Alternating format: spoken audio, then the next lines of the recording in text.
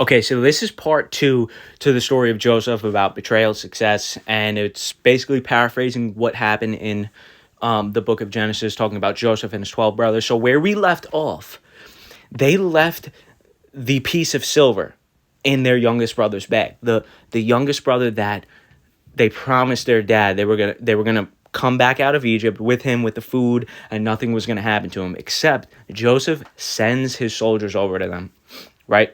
He sends them, and they're like, whoever, if we find that silver, we're taking one of you as a servant, and he has to stay here.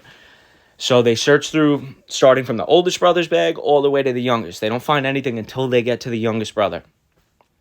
And guess what? They find the silver in his bag, but it was planted by Joseph. And Joseph knows this. So they get brought back. They still don't know that Joseph is their brother that they betrayed and sold him into slavery. Again, he's now like basically the king of Egypt. It's lit for him. He has anything he wants. And so they're basically facing him now. They're like, all right, he's going to take the youngest brother that we promised our father, Jacob, that we were going to bring him back. This is going to be bad. This is going to be bad. So as they're going to take Benjamin, one of the brothers, Judah, is like, please don't do this. Our father will surely die if you take the youngest brother because he loves him so much. Take me instead. So Joseph, every time he met with them, over the times they come to buy crops from him, not knowing that it's actually their brother that they sold in slavery, he like cries, goes into another room, comes back composed. They still don't know it's him, but he knows who they are. He couldn't contain his tears anymore. And he was basically like, listen, I'm not going to take you. I love you.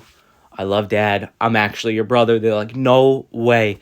And he's like, listen, this was all a part of God's plan. Even though I went through so many things, I'm now basically ruling over Egypt, and I'm in charge of all of this food in this famine. God put me here because he knew this famine was going to come so that we're able to still be supplied with food and good things.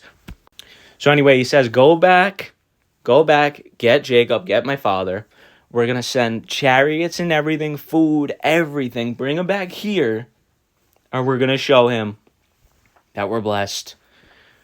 And basically, Jacob comes through. He's like, are you really my son? He's like, yes. He asks him one more time. He's like, yes, I am your son. He cries. They all cry.